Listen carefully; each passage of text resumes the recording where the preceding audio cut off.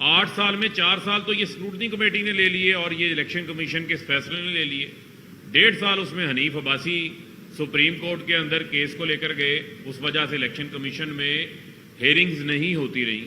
باقی وقت جو ہے جو ہماری قانونی ریمیڈیز تھیں جس میں ہم نے پٹیشنر کا لوکس اسٹینڈائی چیلنج کیا ہوا تھا, کیونکہ یہ تو اسکروٹنی کمیٹی میں بھی آیا کہ اکبر ایس بابر کے پاس کسی قسم کا کوئی ایسا کریڈیبل ڈاکومنٹ موجود نہیں تھا جو کسی کورٹ آف لاء کے اندر بطور ثبوت کے پیش کیا جا سکے. لیکن پیپلز پارٹی اور نون لیگ کا آج تک جو ہے وہ اسکروٹنی کمیٹی اپنی اسکروٹنی مکمل کر کے الیکشن کمیشن میں رپورٹ جمع نہیں کروا سکی. اور جب ہم نے ان کا وہ ریکارڈ دیکھا ہے جو اسٹیٹ بینک سے بھی انہوں نے منگوایا ہے, تو اس میں ہوشربا انکشافات سامنے آئے ہیں. 36 کروڑ روپے کا ایسا حساب ہے جو پیپلز پارٹی بتا ہی نہیں سکی الیکشن کمیشن کے سامنے کہ اس کے ذرائع کون سے ہیں, یہ پیسہ جمع کروانے والے کون سے لوگ ہیں. 66 کروڑ روپیہ نون لیگ نہیں بتا سکی کہ اس کے ذرائع کون سے ہیں, یہ 15 کروڑ 20 کروڑ 5 کروڑ روپے کی رقوم جو ہے وہ کس نے ڈالی ہیں. ان سے یہ سوال پوچھا تو ان کے ایک اکاؤنٹنٹ ہے, وہ کہتے ہیں جی یہ 5 کروڑ کا چیک تو میاں صاحب کو ایک گجرانوالہ کے بندے نے دیا تھا, وہ تو فوت ہو گیا ہے. اس کا نام پوچھا تو فوت ہونے والے کا نام انہیں معلوم نہیں تھا. 5 کروڑ کا چیک تو جو ہے وہ شجاعت عظیم نے دے دیا تھا, اس کو مشیر حوابازی نواز شریف نے اپنے دور حکومت کے اندر جو ہے وہ لگا دیا تھا. اور یہاں پر یہ کہہ دینا کہ P T I U S A میں LLC کے طور پر رجسٹرڈ ہے, یہ تو یو ایس اے کا قانون ہے, اور ہر 6 مہینے بعد ہم وہاں پر اپنی رپورٹ جمع کرواتے ہیں. اور یاد رکھیں کہ 9/11 کے بعد انہوں نے اپنے قوانین بہت زیادہ سخت کر دیے ہیں. وہاں پر کوئی ایسی فنڈ ریزنگ نہیں ہو سکتی جس فنڈ ریزنگ کی بنیاد جو ہے وہ درست نہ ہو. تو لہٰذا میں یہ سمجھتا ہوں کہ پیپلز پارٹی بھی یو ایس اے میں بطور LLC کے طور پر رجسٹرڈ ہے.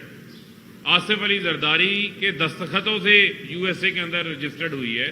اس کے ڈاکومنٹس پیپلز پارٹی کے کیس میں ہم نے ساتھ لگائے ہوئے ہیں, وہ موجود ہیں. آپ کے ساتھ بھی شیئر کر دیتے ہیں, میں نے آج اپنی ٹویٹ میں بھی شیئر کیا ہے. مسلم لیگ نواز جو ہے, ان کے روہیل ڈار جو ہیں, ان کے دستخطوں کے ساتھ جو ان کے فورن کے کوئی پریزیڈنٹ ہیں, PMLN یو ایس اے میں LLC کے طور پر رجسٹرڈ ہے. ایک میاں فیاض ہیں نون لیگ کے, ان کے نام سے یو ایس اے میں LLC کے طور پر رجسٹرڈ ہے, جو وہاں پر یہ اپنی ایکٹیویٹیز کر رہے ہیں. اور مارک سیگلز کو پیمنٹس ہوتی رہی ہیں لابی کرنے کے لیے. اور مارک سیگل آپ کو یاد ہے مشہور لابیسٹ ہے, جن کو بی بی شہید کے جو کیس میں بطور گواہی دینے بھی جو ہے وہ پاکستان آئے تھے, یہ بھی آپ کے علم میں ہوگا.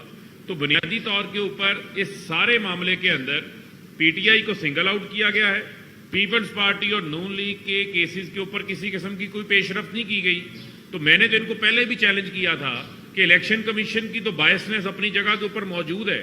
یہ ان کو چیلنج کرتے ہیں کہ ٹاپ آڈیٹرز لے آئیں, آپ اپنی مرضی کے top auditors, international auditors, independent auditors لے آتے ہیں, پی ٹی آئی کے اکاؤنٹس رکھ لیتے ہیں, PMLN پیپلز پارٹی کے رکھ لیتے ہیں, اور میڈیا پہ لائیو کوریج ہوگی, پتہ چل جائے گا کہ کس جماعت نے پاکستان کے اندر سیاسی فنڈ ریزنگ کی جو ہے وہ بنیاد رکھی ہے, کس کے اکاؤنٹس شفاف ہیں, کس کے نہیں ہیں. یہاں پر الیکشن کمیشن نے سپریم کورٹ, اسلام آباد ہائی کورٹ کے فیصلوں کی خلاف ورزی کی ہے, امتیازی سلوک کریٹ کیا ہے. جو شفافیت ہے, جو انہوں نے کام انصاف سے لینا تھا, وہ انہوں نے ہرگز جو ہے وہ کسی صورت نہیں لیا. اور عجیب مذاقہ خیز باتیں سامنے آ رہی ہیں کہ ایک ناصر حسین جو ہیں, ان کی شادی جو ہے وہ رومیتا شیٹھی کے ساتھ ہوئی ہے, اور ان کا اکاؤنٹ مشترکہ ہے. وہ مشترکہ طور پہ جوائنٹلی پی ٹی آئی کو $27,000 ڈونیشن دے دیتے ہیں, تو رومیتا شیٹھی کی جو فنڈنگ ہے وہ بھارتی فنڈنگ بن جاتی ہے. اور اسی طریقے سے جو زین کاٹن مل کا مالک میاں اختر, جو کہ پیر محل کا رہنے والا ہے, ٹوبا ٹیکسنگ ڈویژن کا, وہ $10,000 ڈونیشن دیتا ہے کوئی 2011-12 کے اندر. پی ٹی آئی کا ٹکٹ ہولڈر بھی ہے, اس کو بھی ممنوعہ فنڈنگ کے اندر ڈال دیتے ہیں.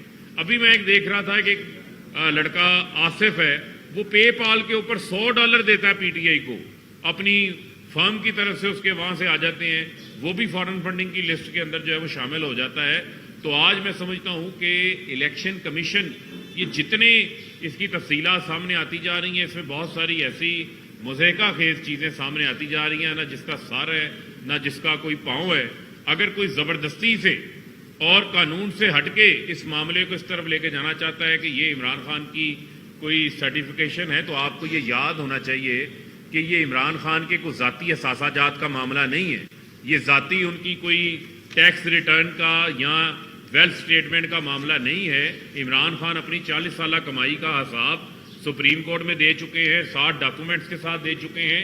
ये ऑडिटेड अकाउंट्स हैं। पॉलिटिकल पार्टी ऑर्डर 2002 की शिक नंबर 13 के तहत एक सर्टिफिकेट जो असद उमर साहब ने आपको दिखाया वो जमा करवाते हैं जो उनकी बेस्ट ऑफ द नॉलेज के मुताबिक थी। लिहाजा जो स्ट्रेटेजिक मीडिया सेल है नून लीग का, उसका जो व्हाट्सएप ग्रुप है, उसके अंदर ये झूठ फैलाने की कोशिश की गई कि ये कोई हलफनामा था जो इमरान खान ने दिया था। हलफनामा किसी सूरत नहीं था और इसको हम पूरी तरह जो है वो इसको जायजा भी ले रहे हैं और हमारी कानूनी टीम भी इसके ऊपर काम कर रही है और ये भी हम सामने लेकर आएंगे कि हमने इसको किस फोरम के ऊपर जो है वो चैलेंज करना है। ये मैं बता दूं कि ये इंशाअल्लाह ताला कल या परसों जो है इस्लामाबाद हाई कोर्ट के अंदर हम इसको पिटीशन करके चैलेंज भी कर देंगे।